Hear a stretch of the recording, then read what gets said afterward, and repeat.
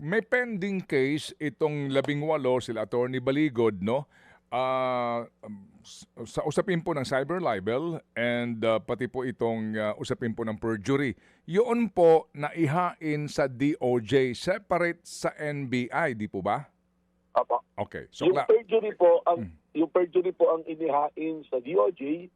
Yung pong cyber libel po, yung po yung nakahain po sa aming CCD dito po sa NBI. ayun, okay. So ngayon ang pagpunta umano nila former Congressman Mike Defensor et al sa NBI ay may kaugnayan saan?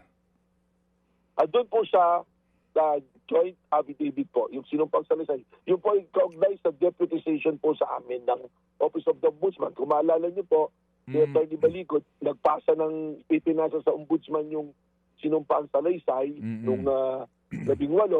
Ang ginawa po ng Ombudsman, we are deputized to investigate doon po sa pangyayari po na yun. Ayun, so ngayon malinaw na. So ngayon po obligado itong 18 na humarap po sa inyo. Meron ba ho kayong inilabas na invitation dito ho sa 18 ito magbigay linaw po sa kanilang sinumpaang salaysay?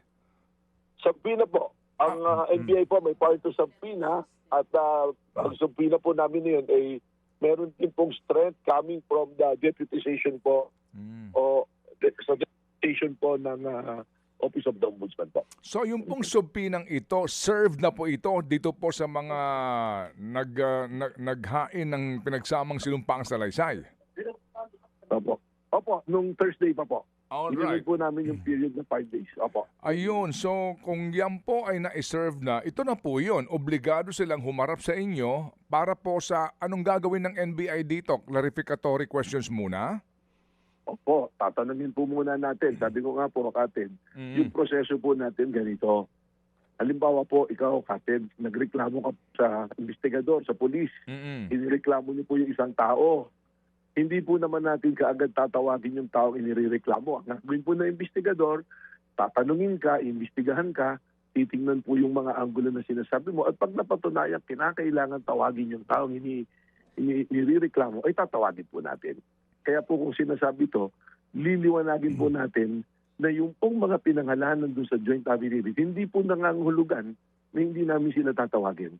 Ang sinasabi lang po namin, sinisimulan po namin yung proseso ng investigasyon sa pagtatanong, paglilinaw doon po sa 18 naghayag ng kanila po mga akusasyon doon sa mga taong nabanggit po sa kanilang joint affidavit. Ay, salamat po sa clarification.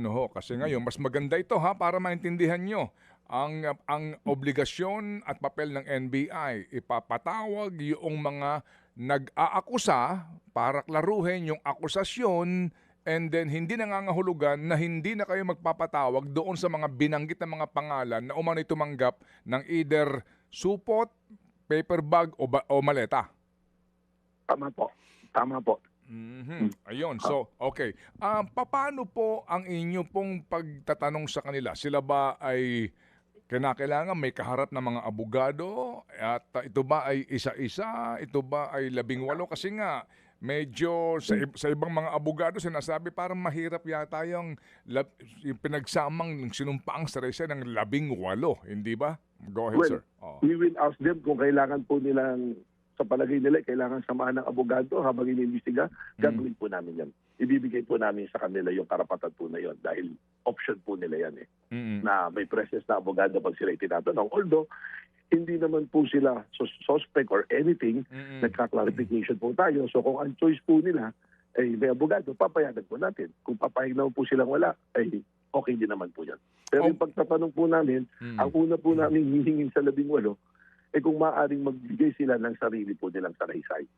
Base sa kanilang partisipasyon at recollection, hindi lamang po doon sa kanila pong sinabi doon sa joint affidavit po.